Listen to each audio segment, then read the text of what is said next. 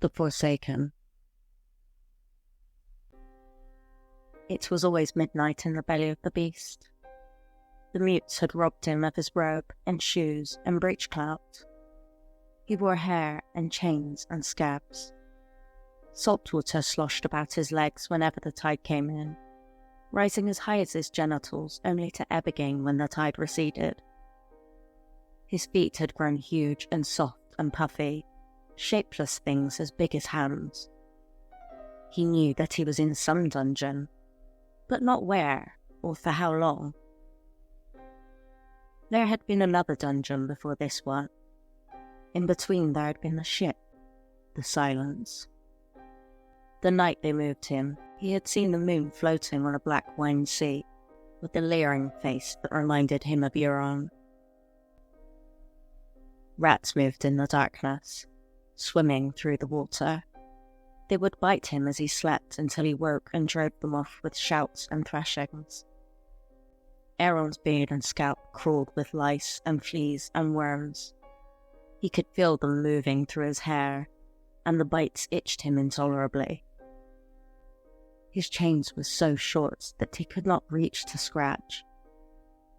The shackles that bound him to the wall were old and rusted, and his fetters had cut into his wrists.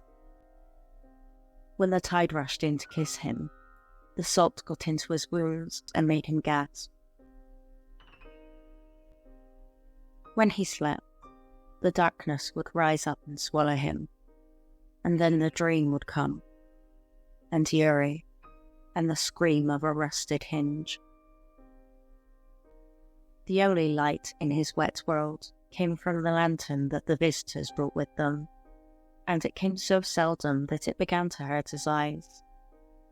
A nameless, sour-faced man brought his food, salt beef as hard as wooden shingles, bread crawling with weevils, slimy, stinking fish. Aeron gobbled it down and hoped for more, though oft as not he retched the meal up after. The man who brought the food was dark, dour, mute. His tongue was gone, Aeron did not doubt. That was Euron's way. The light would leave when the mute did, and once again his world became a damp darkness smelling of grime and mould and feces. Sometimes Euron came himself.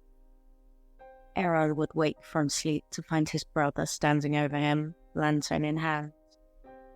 Once, aboard the Silence, he hung the lantern from a post and poured them cups of wine. "Drink with me, brother," he said. That night he wore a shirt of iron scales, and a cloak of blood-red silk. His eye patch was red leather, his lips blue. "Why am I here?" Aeron croaked at him. His lips were crusty with scabs, his voice hard. "Where are we sailing?"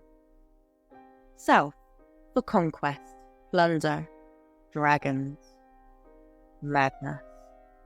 "My place is on the islands." "Your place is where I want you. I am your king." "What do you want of me?" "What can you offer me that I have not had before?" Euron smiled. "I left the islands in the hands of old Eric Ironmaker, and sealed his loyalty with the hand of our sweet Asha.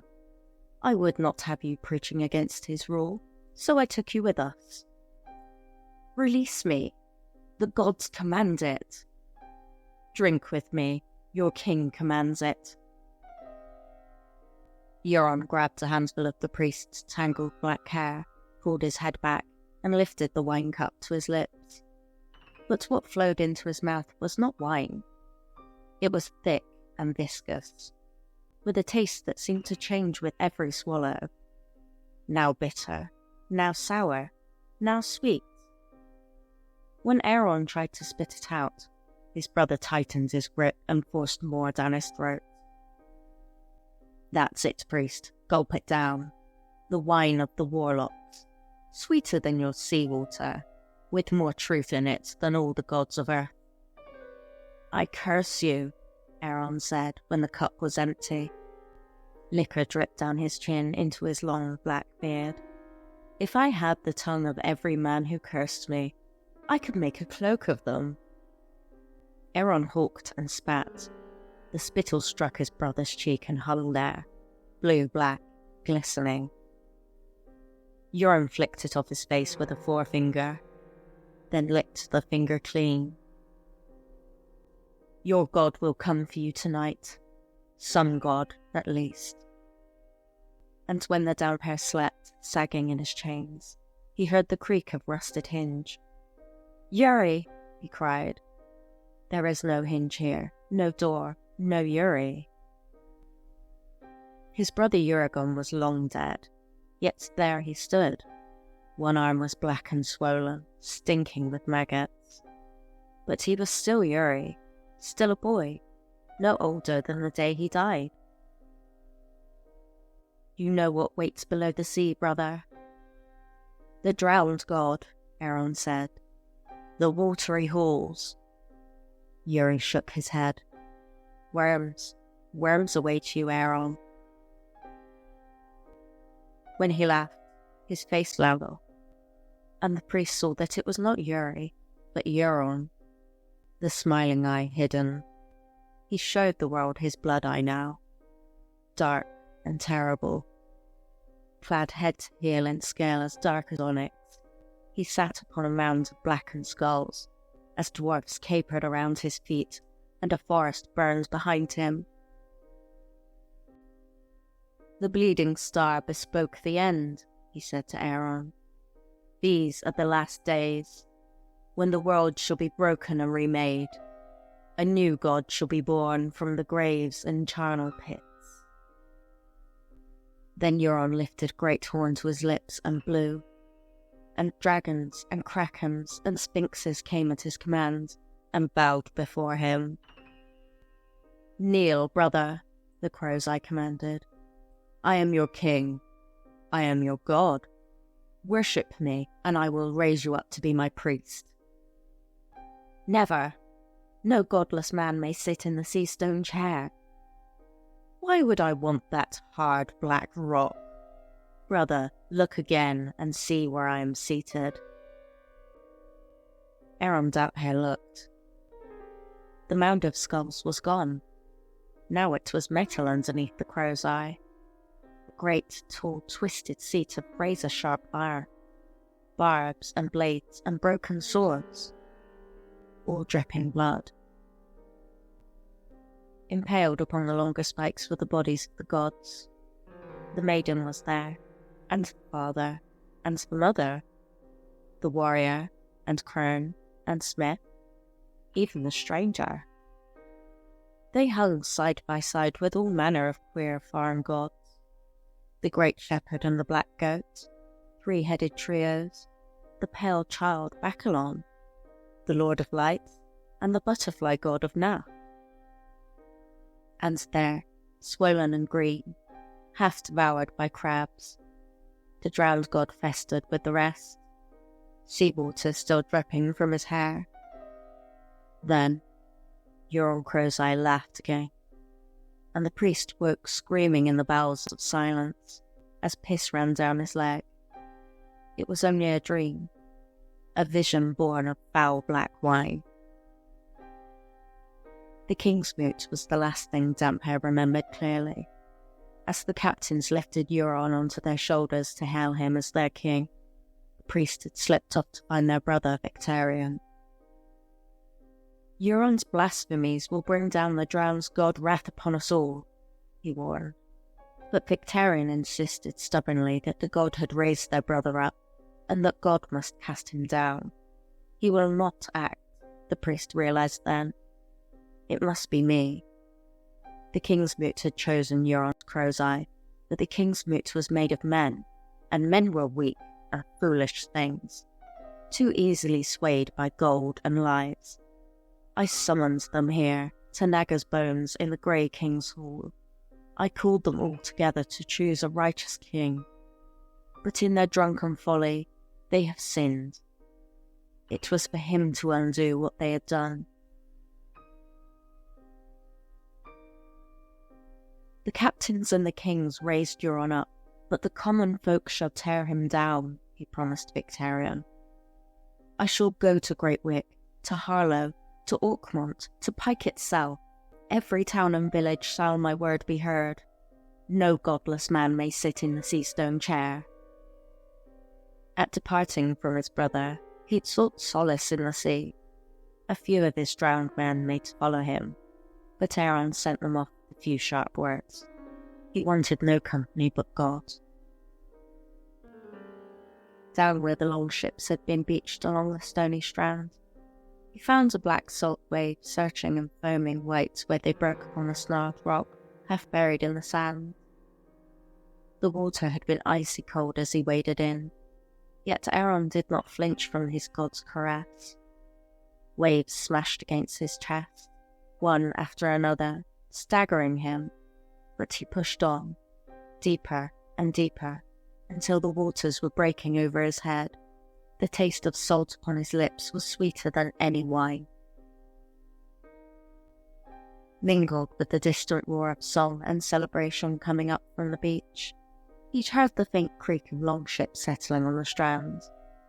He heard the keening of the wind and now winds. He heard the pounding of the waves, the hammer of his god calling him to battle. And there and then, the drowned god himself come to him once more, his voice welling up from the depths of the sea. Aeron, my good and faithful servant, you must tell the Ironborn that the Crow's Eye is no true king, that the Seastone chair by rights belongs to... Not Victarion. Victarion had offered himself to the captains and kings, but they had spurned him. Not Asher. In his heart, Aeron had always loved Asher best of all his brother Balon's children. The drowned god had blessed her with a warrior spirit and the wisdom of a king, but he had cursed her with a woman's body too. No woman had ever ruled the Iron Islands. She should never have made a claim. She should have spoken for Victarion, added her own strength to his. It was not too late. Aeron had decided as he shivered in the sea. If Victarion took Asher for his wife, they could yet rule together, king and queen. In ancient days, each isle had its salt king and its rock king. Let the old way return. Aeron Damphair had struggled back to the shore, full of fierce resolve. He would bring down Euron, not with sword or axe, but with the power of his faith. Padding lightly across the stones, his hair plastered black and dank across his brow and cheeks, he stopped for a moment to push it back and out of his eyes. And that was where they took him. The mutes who had been watching him, waiting for him, stalking him through the strand and spray. A hand clapped down across his mouth, and something hard cracked against the back of his skull. The next time he opened his eyes, the Damphair found himself fettered in darkness. Then came the fever, and the taste of blood in his mouth as he twisted in his chains, deep in the bowels of silence. A weaker man might have wept, but Aeron Damphair prayed. Waking, sleeping, even in his fever dreams he prayed. My God is testing me. I must be strong. I must be true. Once, in a dungeon before this one, a woman brought his food in place of Euron's mute. A young thing, buxom and pretty. She dressed in the finery of a Greenland lady. In the lantern light, she was the loveliest thing Aeron had ever seen. Woman, he said, I am a man of God. I command you, set me free. Oh, I couldn't do that, she said. I have food for you, porridge and honey. She sat beside him on a stool and spooned it into his mouth for him. What is this place? He asked between spoonfuls. My lord father's castle on Oakenshield. The Shield Islands, 1,000 leagues from home. And who are you, child? Thalia Flowers, Lord Hewitt's natural daughter. I am to be King Euron's salt wife. You and I will be kin then." Aeron Downpair raised his eyes to hers. His scabbed lips were crusted with wet porridge. "Woman," his chains clinked when he moved. "Run. He will hurt you. He will kill you." She laughed. "Silly. He won't. I'm his love, his lady. He gives me gifts, so many gifts. Silks and furs and jewels, rags and rocks, he calls them." The crow's eye puts no value in such things. That was one of the things that drew men to his service. Most captains kept the lion's share of their plunder, but Euron took almost nothing for himself. "He gives me any gown I want," the girl was prattling happily. "My sisters used to make me wait on them at table, but Euron made them serve the whole hall naked. Why should he do that, except for love of me?" She put a hand on her belly and smoothed down the fabric of her gown. "I am going to give him sons, so many sons." "He has sons." "Baseborn boys and mongrels," Euron says. "My sons will come before them, he has sworn by your own drowned god." Aeron would have wept for her. Tears of blood, he thought.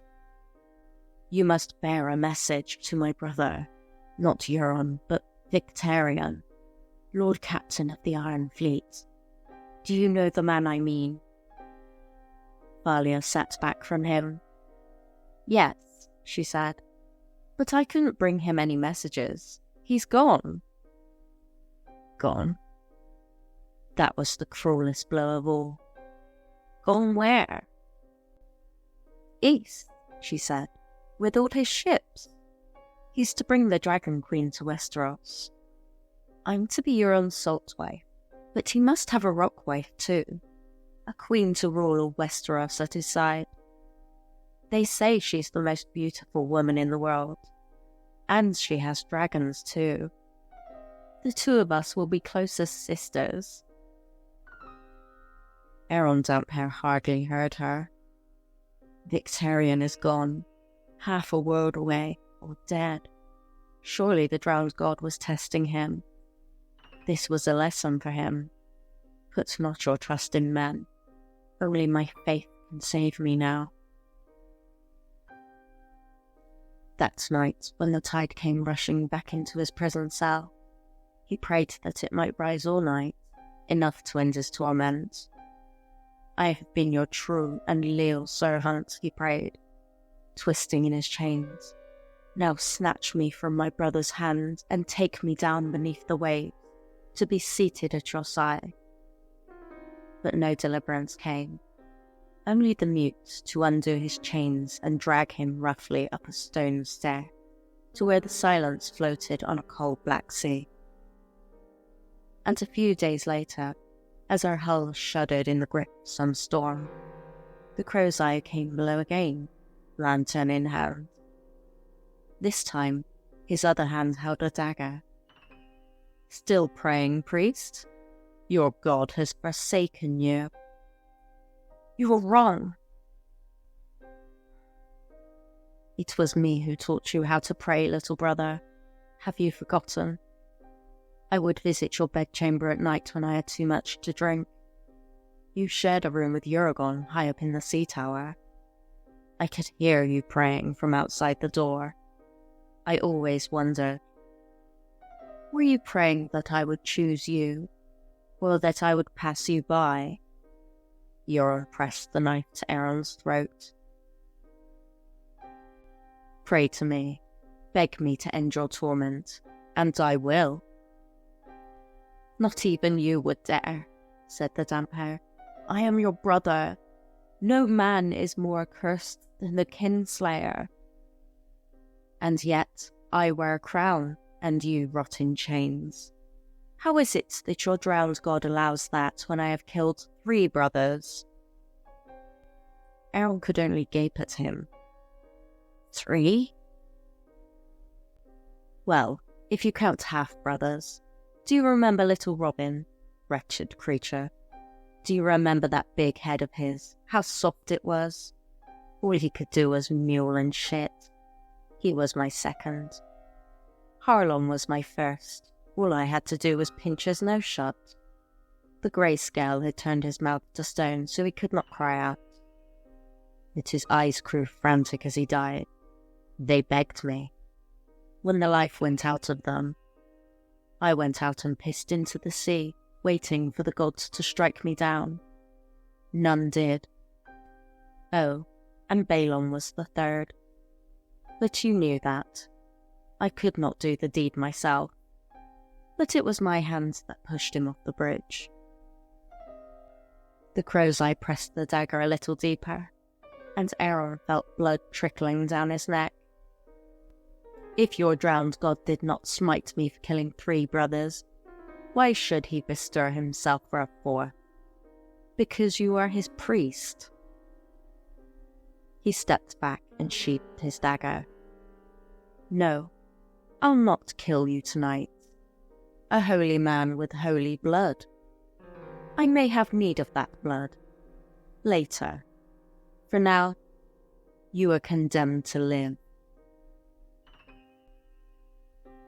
A holy man with holy blood, Aaron thought when his brother had climbed back onto the deck.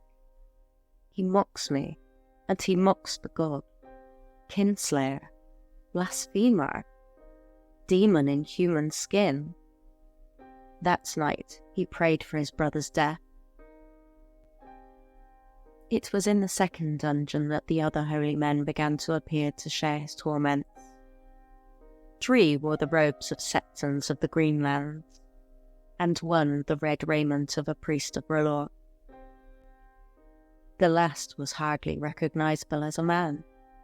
Both his hands had been burned down to the bone, and his face was a charred and blackened horror, where 2 blind eyes moved sightlessly above the cracked cheeks dripping pus. He was dead within hours of being shackled to the wall, but the mutes left his body there to ripen for 3 days afterwards. Last were the 2 warlocks of the east, with flesh as white as mushrooms, and lips the purplish blue of a bad bruise, also gaunt and starved that only skin and bones remained. One had lost his legs. The mutes hung him from a rafter. "Pray!" he cried, as he swung back and forth. "Pray! Pray!" Perhaps that was the name of the demon that he worshipped. The drowned god protects me, the priest told himself. He is stronger than the false gods these other worship. Stronger than their black sorceries. The drowned god will set me free. In his saner moments, Aaron questioned why the crow's eye was collecting priests, but he did not think that he would like the answer. Victarion was gone, and with him, Hope. Aaron's drowned men likely thought the damp hair was hiding on Old Wick, or Great Wick, or Pike, and wondered when he would emerge to speak against this godless king. Uragon haunted his fever dreams. "You're dead, Yuri," Aaron thought. "Sleep now, child. Trouble me no more. Soon I shall come to join you." Whenever Aaron prayed, the legless warlock made queer noises, and his companion babbled wildly in his queer Eastern tongue, though whether they were cursing or pleading, the priest could not say. The septons made soft noises from time to time as well, but not in words that he could understand. Aaron suspected that their tongues had been cut out. When Euron came again, his hair was swept straight back from his brow, and his lips were so blue that they were almost black. He had put aside his driftwood crown. In its place, he wore an iron crown, whose points were made from the teeth of sharks. "That which is dead cannot die," said Aaron fiercely. "For he who has tasted death once need never fear again. He was drowned, but he came forth stronger than before, with steel and fire. "Will you do the same, brother?" Euron asked. "I think not. I think if I drowned you, you'll stay drowned. All gods are lies, but yours is laughable. A pale white thing in the likeness of a man, his limbs broken and swollen, and his hair flipping in the water, while fish nibble at his face. What fool would worship that?" "He's your god as well," insisted the damp hair. "And when you die, he will judge you harshly, Crow's Eye. You will spend eternity as a sea slug, crawling on your belly, eating shit. If you do not fear to kill your own blood, slit my throat and be done with me. I am weary of your mad boastings." "Kill my own little brother? Blood of my blood, born of the loins of Quellon Greyjoy? And who would share my triumphs? Victory is sweeter with a loved one by your side." "Your victories are hollow. You cannot hold the shields." "Why should I want to hold them?" His brother's smiling eye glistened in the lantern light, blue and bold and full of malice. "The shields have served my purpose. I took them with one hand and gave them away with the other. A great king is open-handed, brother. It is up to the new lords to hold them now. The glory of winning these rocks will be mine forever. When they are lost, the defeat will belong to the four who so eagerly accepted my gifts." He moved closer. "Our longships are raiding up the Manda and all along the coast, even to the Arbor and the Redwine Straits. The old way, brother." "Madness. Release me," Aeron Damphair commanded in his sternest voice, "or risk the wrath of God." Euron produced a carved stone bottle and a wine cup. "You have a thirsty look about you," he said as he poured. "You need a drink. A taste of evening shade." "No," Aeron turned his face away. "No, I said." "And I said yes." Euron pulled his head back by the hair and forced the vile liquor into his mouth again. Though Aeron clamped his mouth shut, twisting his head from side to side, he fought as best he could. But in the end, he had to choke or swallow. The dreams were even worse the second time. He saw the longships of the Ironborn adrift and burning on a bold, blood-red sea. He saw his brother on the Iron Throne again. But Euron was no longer human. He seemed more squid than man, a monster fathered by a kraken of the deep, his face a mass of writhing tentacles. Beside him stood a shadow in a woman's form, long and tall and terrible, her hands alive with pale white fire. Dwarves capered for their amusement, male and female, naked and misshapen, locked in carnal embrace, biting and tearing at each other, as Euron and his mates laughed and laughed and laughed. Aeron dreamed of drowning too, not of the bliss that would surely follow down in the drowned god's watery halls, but of the terror that even the faithful feel as the water fills their mouth and nose and lungs, and they cannot draw breath. 3 times the Damphair woke, and 3 times it proved no true waking, but only another chapter in a dream.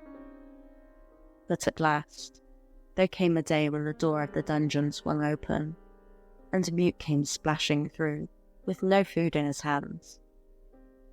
Instead, he had a ring of keys in one hand, and a lantern in the other. The light was too bright to look upon, and Aeron was afraid of what it meant. Bright and terrible, something has changed. Something has happened. "Bring them," said a half-familiar voice from the hapless gloom. "Be quick about it. You know how he gets." "Oh, I do. I have known since I was a boy." One septon made a frightened noise as the mute undid his chains, a half-choked sound that might have been some attempt at speech. The legless warlock stared down at the black water, his lips moving silently in prayer. When the mute came for Aaron, he tried to struggle, but the strength had gone from his limbs, and one blow was all it took to quiet him. His wrist was unshackled, then the other. Free, he told himself. I'm free. But when he tried to take a step, his weakened legs folded under him. Not one of the prisoners was fit enough to walk. In the end, the mutes had to summon more of their kind. Two of them grasped Aaron by the arms and dragged him up a spiral stair. His feet bound off the steps as they ascended, sending stabbing pains up his leg. He bit his lips to keep from crying out. The priest could hear the warlocks just behind him. The septons brought up the rear, sobbing and gasping. With each turn up the stair, the steps grew brighter, until finally a window appeared in the left-hand wall. It was only a slit in the stone, a bare hand's breadth across, but it was wide enough to admit a shaft of sunlight. So golden, the Damphair thought. So beautiful. When they pulled him up the steps through the light, he felt its warmth upon his face, and tears rolled down his cheeks. The sea. I can smell the sea. The drowned god has not abandoned me. The sea will make me whole again. That which is dead can never die, but rises, harder and stronger. Take me to the water, he commanded, as if he were still back on the Iron Islands, surrounded by his drowned men. But the mutes were his brother's creatures, and they paid him no heed. They dragged him up more steps, down a torchlit gallery, and into a bleak stone hall, where a dozen bodies were hanging from the rafters, turning and swaying. A dozen of Euron's captains were gathered in the hall, drinking wine beneath the corpses. Left-hand Lucas Cod was sat in the place of honour, wearing a heavy silken tapestry as a cloak.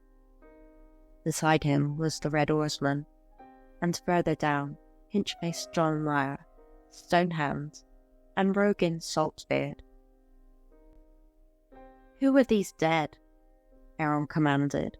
His tongue was so thick the words came out as a rusty whisper, faint as a mouse breaking wind.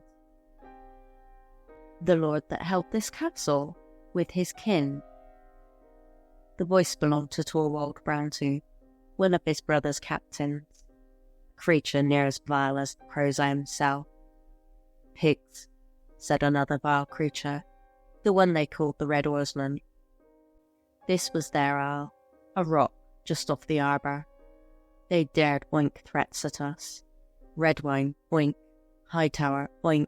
Tyrell, oink, oink, oink. So we sent them squealing down to hell. The arbour?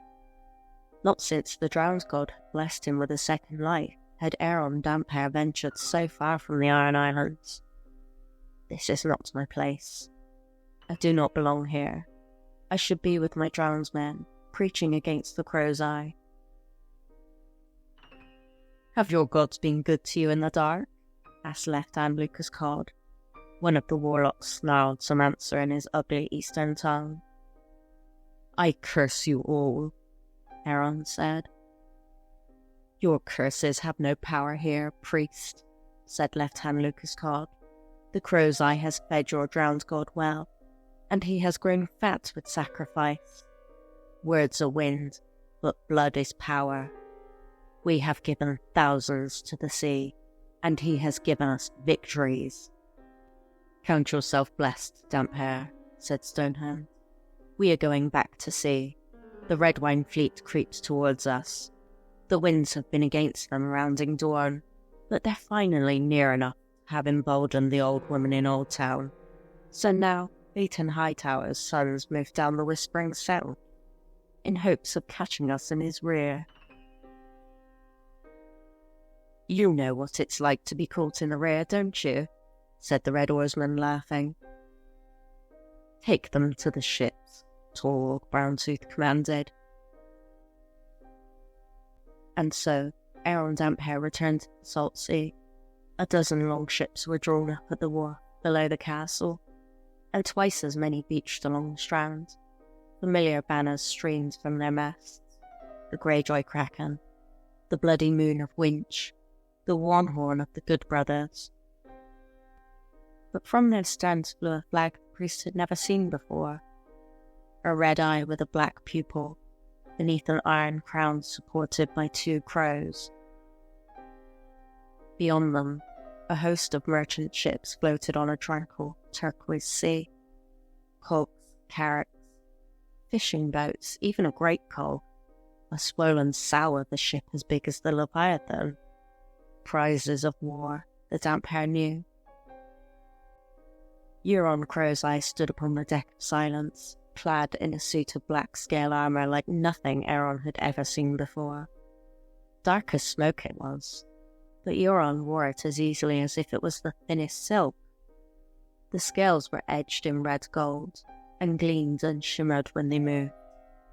Patterns could be seen within the metal, whorls and glyphs and arcane symbols folded into the steel. Valyrian steel, the Damphair knew. His armour is Valyrian steel. In all of the 7 kingdoms, no man owned a suit of Valyrian steel. Such things had been known 400 years ago, in the days before the Doom. But even then, they would have cost a kingdom.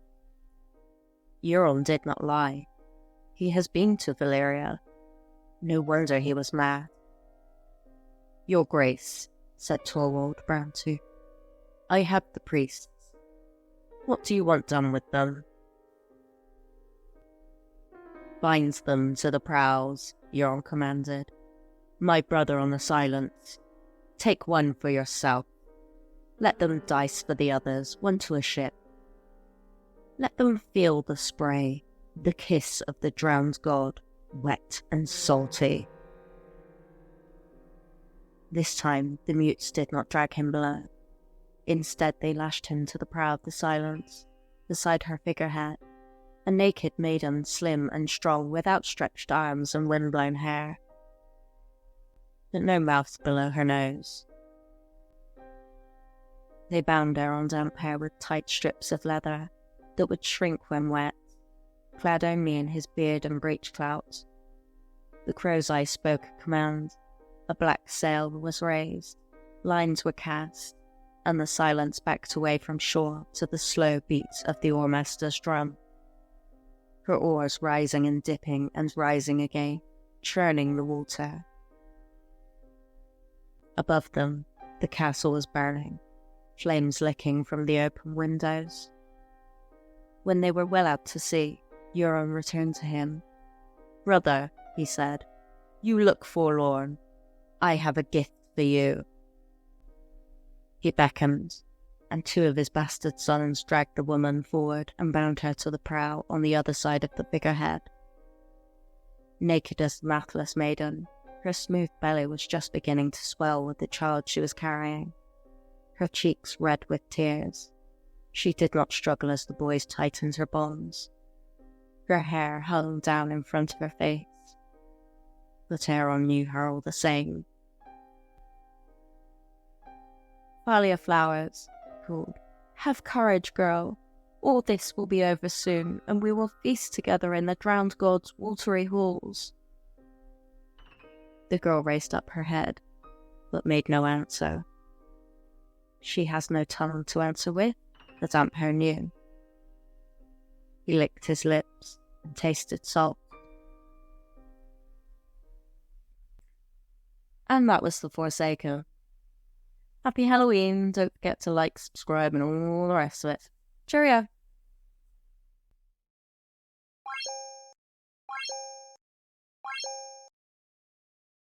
Euron produced a carved stone bottle and a wine cup. Half buried in the sand, the water had been icy cold when he waded in. Fuck's sake, Alex, run to read. Were you praying that I would choose you? Well, that I would pass you by. Euron pressed the knife to Aron's throat.